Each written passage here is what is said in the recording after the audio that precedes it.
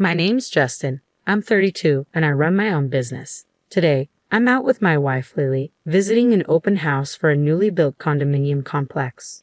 Wow, a brand new condo complex. I heard there are 3 different model units, each with a unique concept, Lily said excitedly. I wonder what the concepts are. It's exciting, isn't it? Definitely, I replied. The person I spoke with when we booked our visit was so pleasant, it made me look forward to it even more. We were buzzing with anticipation as we headed to the property. The area, recently revitalized, was becoming increasingly popular and quite a crowd had gathered for the open house. Excuse me, we had an appointment for the open house, I said as we approached a sales representative standing by the condo. He turned around with a pleased look on his face. Ah, you two are here for the tour? But then his expression changed. The salesman frowned and stared at us rudely, even though we weren't dressed inappropriately or anything. He sighed heavily and jerked his head toward the entrance. Please, go this way. Thank you, we said, a bit taken aback by his strange behavior. With the presentation time closing in, we made our way to the venue. Oh, this room is so cute, Lily said as we explored the model units. I like the classy one we saw earlier, but I love bright colors, so maybe this one is more my style. By the time we were examining the rooms, we had forgotten all about the sales rep and were completely absorbed in evaluating the spaces. The windows are large, which gives a sense of openness, and the view isn't half bad, right? I pointed out. It might be a big plus. As for the layout, this type would provide plenty of storage even if we have a lot of stuff. Doesn't that sound good? Lily agreed. After looking around all the rooms, we settled down at one of the provided tables and started looking through the brochures, discussing our impressions. At that moment, the same sales rep from before brought some refreshments and started serving them to each table. Thank you for coming by today. How was everything? If you have any questions, don't hesitate to ask me. My name is Brown, he said, smiling and making polite conversation at each table. However, he breezed past our table without leaving any refreshments. Ha! Lily and I just stared, dumbfounded. Eventually, after he had finished serving everyone else, he glanced our way and seemed to smirk before moving on. Hey, that guy, Lily whispered to me, furrowing her brows. You mean the one who was so rude to us at the entrance? I asked. Yeah, that's him, she confirmed. We never did receive our drinks or the extra information we asked for. The excitement we felt had completely vanished, replaced by a sour mood. I thought the ad looked promising, I said, but Lily looked disappointed. As we were getting ready to leave, we heard Brown's voice. Apparently, he thought he was alone. Man, that clueless couple today was a real pain. They're so out of touch with their own status. It's just sad. No kidding, someone responded. Brown shook his head. I saw from a distance they parked their car in the coin-operated lot. They rolled up in a tiny compact car. Never thought they were here for the tour. They looked so plain and broke. They should know their place. Lily and I exchanged glances. It seemed like Brown was talking about us. Indeed, we had arrived at the venue in our compact car. Compared to those decked out in designer wear that we spotted at the viewing, our attire may have seemed modest. Why should I waste my valuable time on folks like that? I ignored them. They were dumbfounded. Ha ha. Ah, Mr. Brown, isn't that not quite right? From now on, let me handle the refreshments and materials, said another voice. The one to argue with the abrasively laughing Mr. Brown was apparently his junior colleague. Shut up, Johnson. Don't be presumptuous as a newbie. I am the one who will be managing the contracts. You wouldn't dare undermine me for the incentive, would you? No, I didn't mean to, Johnson replied, looking distressed. From the following exchanges, it became apparent that Johnson was the one taking care of all the preparations while Mr. Brown was cherry-picking the good parts of customer service. It kind of ruined my mood. On the way home, Lily let out a sigh. Since we remember these things, let's pass on this apartment today.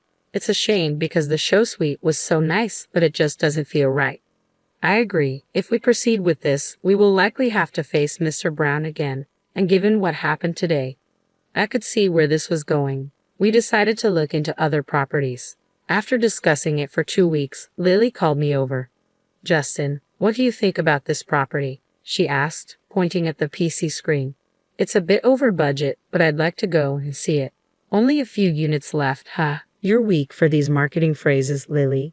You always end up buying things that say limited edition, even sweets. As I teased her, she laughed and said, "Don't compare it to sweets." We quickly clicked on the button to book a viewing. However, the day of the viewing brought back the nightmare. It happened when we arrived at the venue and tried to get the documents. "You gotta be kidding. Give me a break," a familiar voice rang out with a slight tongue click. When we turned towards the sound, there was Mr. Brown, who had bad-mouthed us at the previous open house. We didn't expect to see him again so soon. Upon closer inspection, the person we had asked for the documents was none other than Johnson, his junior colleague. I involuntarily pulled my hand back from taking the documents. Johnson, who seemed not to remember us, looked puzzled. Then Mr. Brown interjected. "Excuse me, what is your profession?" His rude question irked me, but I decided to see how he'd react first. "I'm self-employed."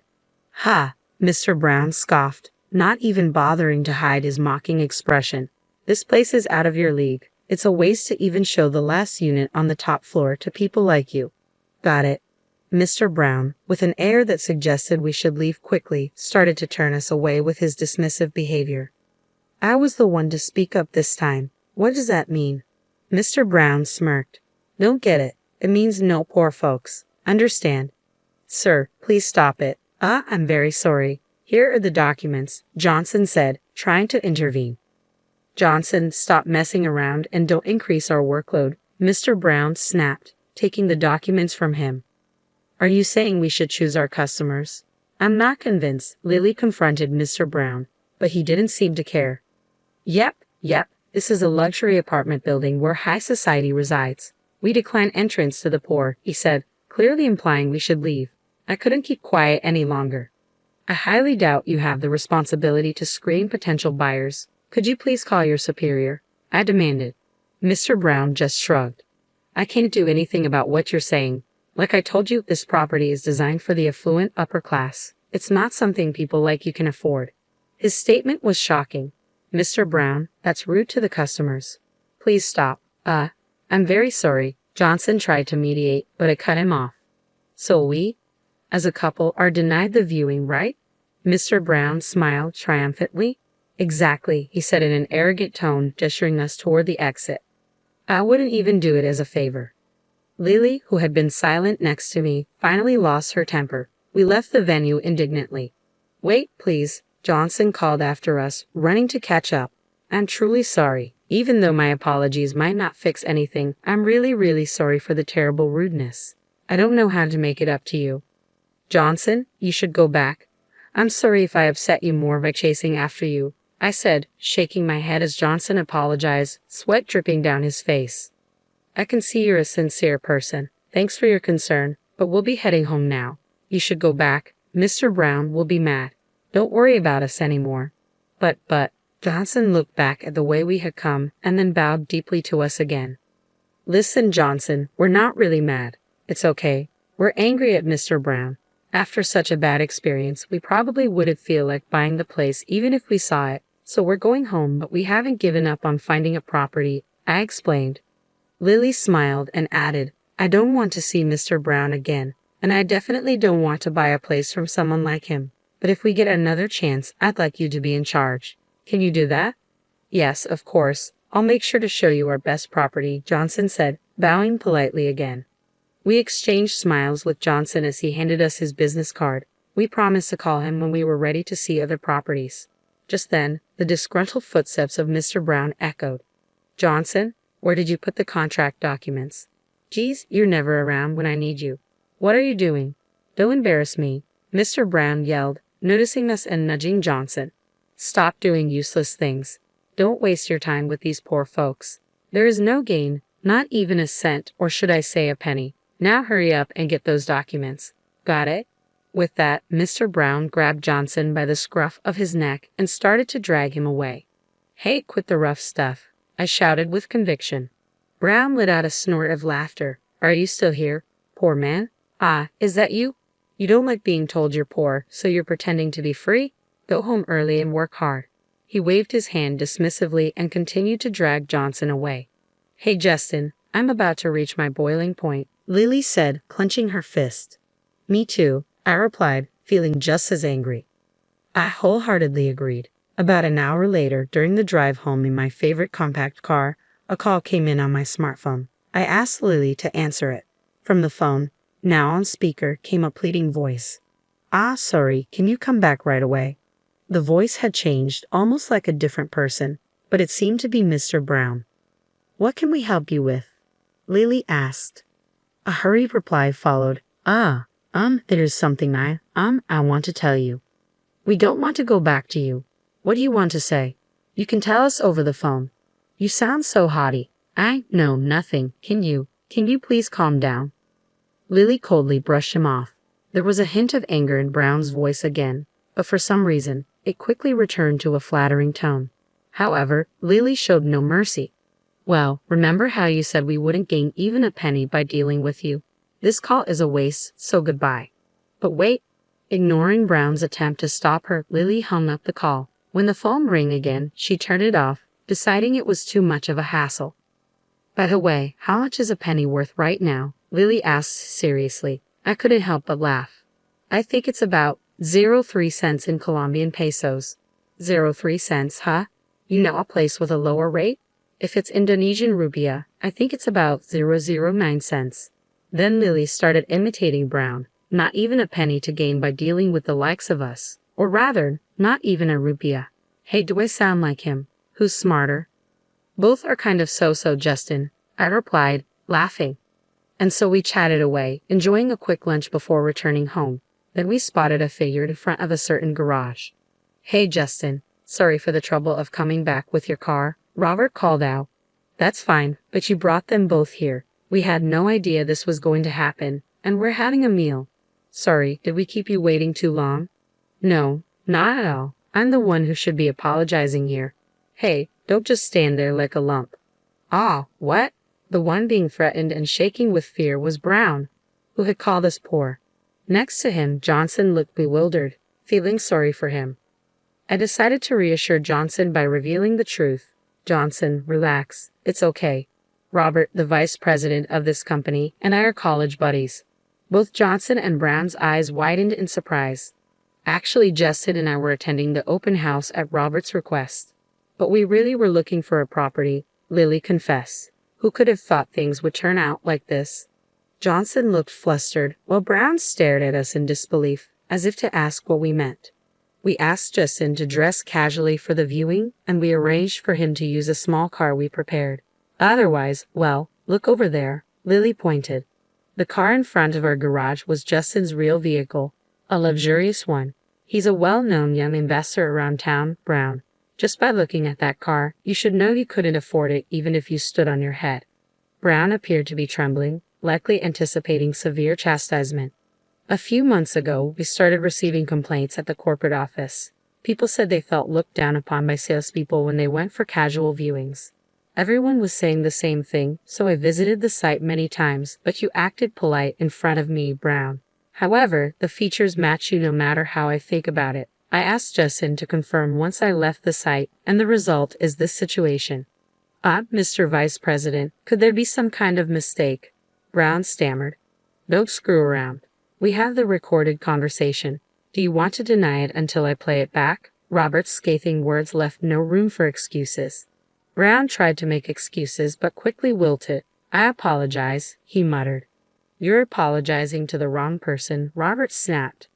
I am really sorry, Brown stammered, lowering his head as if trying to bury it in the ground. But if saying sorry were enough, there would be no need for the police, Robert replied coldly. Don't think this ends here. You'll take full responsibility. Brown shrank back even more, looking as if he were about to cry upon hearing Robert's threat of damages. It was all my fault, but the compensation. Brown approached Lily and me, practically begging for shelter. Robert grabbed him by the scruff of his neck. Don't joke around. You judge based on appearances and labeled them as poor. It's a big mistake to think rich people flaunt their wealth. Do you know how many cancellations we've received from high-profile clients because of your reckless behavior? As Robert lectured him in a low voice, Brown seemed to shrink smaller and smaller. You ruined our company's reputation with your sales tactics. You understand my anger, right? Please forgive me, Brown pleaded. No chance. Brown's eyes rolled back as he collapsed to the ground. It had been a while since I saw Robert lose his cool like this. It reminded me of our college days when Robert stood up for me against bullies, even fighting upperclassmen to protect me and getting beaten up in the process. Once again, Robert had defended me, this time alongside my wife Lily. I owed him big time. I'd treat him to his favorite steak next time. A few days later, Robert invited us for another property viewing with Johnson in charge. Until a formal decision was made, Brown had received a pay cut and demotion, now working as an office grunt. It seemed only natural that he was getting a tough time from everyone, considering how he had treated them before. Yeah, I'll clean the table right away. I'll get the documents. I'm sorry, I'll get them. We could faintly hear Brown's distinctly different voice from before. Later, Brown was sentenced to pay damages and struggled to make repayments without his title or duties. Meanwhile, thanks to Johnson, we managed to acquire our ideal home. Moreover, due to Robert's consideration, we got it at a slightly discounted price. Johnson also seemed to be making great strides in his performance and was enjoying better treatment. Honesty is such an important thing in life, I thought to myself.